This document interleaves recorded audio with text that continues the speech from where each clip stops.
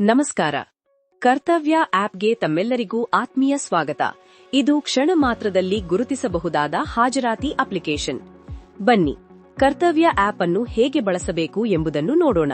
ಮೊದಲನೆಯದಾಗಿ ನೀವು Google Play Store ಅಥವಾ ಆಪ್ ಸ್ಟೋರ್ನಿಂದ ಕರ್ತವ್ಯ ಅಪ್ಲಿಕೇಶನ್ ಅನ್ನು ಡೌನ್ಲೋಡ್ ಮಾಡಿಕೊಳ್ಳಬೇಕು. ಈಗ ಅಪ್ಲಿಕೇಶನ್ ಓಪನ್ ಮಾಡಿ ರಿಜಿಸ್ಟ್ರೇಷನ್ ಎಂದು ಕ್ಲಿಕ್ ಮಾಡುವ ಮೂಲಕ ನಿಮ್ಮ ಮೊಬೈಲ್ ಸಂಖ್ಯೆಯನ್ನು ನಮೂದಿಸಿ. ನಂತರ ನಿಮ್ಮ ಮೊಬೈಲ್ಗೆ ಬಂದ ಒಟಿಪಿಯನ್ನು ದಾಖಲಿಸಿ.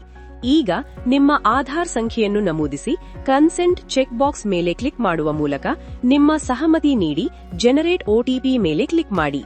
ನಿಮ್ಮ ಆಧಾರ್ ಲಿಂಕ್ ಆಗಿರುವ ಮೊಬೈಲ್ ಸಂಖ್ಯೆಗೆ ಬಂದ ಒಟಿಪಿಯನ್ನು ನಮೂದಿಸಿ ಸಬ್ಮಿಟ್ ಮಾಡಿ.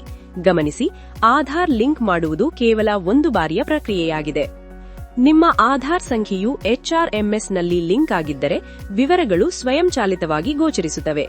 ಇಲ್ಲದಿದ್ದಲ್ಲಿ ನಿಮ್ಮ KGID ಸಂಖ್ಯೆಯನ್ನು ನಮೂದಿಸಿ ಸಬ್ಮಿಟ್ ಮಾಡಬೇಕು. ಇಲ್ಲಿ ನಿಮ್ಮ ಹೆಸರು, ಹುದ್ದೆ ಮತ್ತು ಇಲಾಖೆ ವಿವರಗಳನ್ನು ಪರಿಶೀಲಿಸಿ ನೆಕ್ಸ್ಟ್ ಎಂದು ಕ್ಲಿಕ್ ಮಾಡಿ. ಈ ಮೇಲಿನ ಸೂಚನೆಗಳನ್ನು ಅನುಸರಿಸುವ ಮೂಲಕ ನಿಮ್ಮ ಸೆಲ್ಫಿಯನ್ನು ತೆಗೆದುಕೊಳ್ಳಿ. ನಿಮ್ಮ ಭಾವಚಿತ್ರವನ್ನು ಆಧಾರ್ನೊಂದಿಗೆ ಹೋಲಿಸಲಾಗುತ್ತದೆ.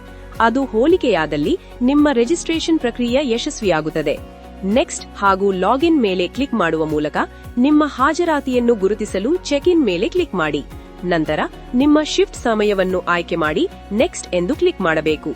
ಈಗ ಕ್ಯಾಪ್ಚರ್ ಮೇಲೆ ಕ್ಲಿಕ್ ಮಾಡುವ ಮೂಲಕ ನಿಮ್ಮ ಸೆಲ್ಫಿ ತೆಗೆದುಕೊಳ್ಳಿ. ಇದಾದ ನಂತರ ನಿಮ್ಮ ಭಾವಚಿತ್ರವನ್ನು ಪರಿಶೀಲಿಸಲಾಗುತ್ತದೆ. ಪರಿಶೀಲನೆ ಯಶಸ್ವಿಯಾದ ನಂತರ ಚೆಕ್ ಇನ್, ಚೆಕ್ಔಟ್ ಮತ್ತು ನಿಯೋಜಿತ ಶಿಫ್ಟ್ ಸಮಯವನ್ನು ಇಲ್ಲಿ ಕಾಣಬಹುದು. ಚೆಕ್ಔಟ್ ಸಮಯದಲ್ಲಿ ಪುನಃ ನಿಮ್ಮ ಸೆಲ್ಫಿ ತೆಗೆದುಕೊಂಡು ಸಬ್ಮಿಟ್ ಮಾಡಿ. ಇಲ್ಲಿಗೆ ನಿಮ್ಮ ಲಾಗಿನ್ ಪ್ರಕ್ರಿಯೆ ಮುಕ್ತಾಯಗೊಳ್ಳುತ್ತದೆ. ಈ ಕೂಡಲೇ ಕರ್ತವ್ಯ ಅಪ್ಲಿಕೇಶನ್ ಅನ್ನು ಇನ್ಸ್ಟಾಲ್ ಮಾಡಿಕೊಂಡು ನಿಮ್ಮ ಹಾಜರಾತಿಯನ್ನು ದಾಖಲಿಸಿ.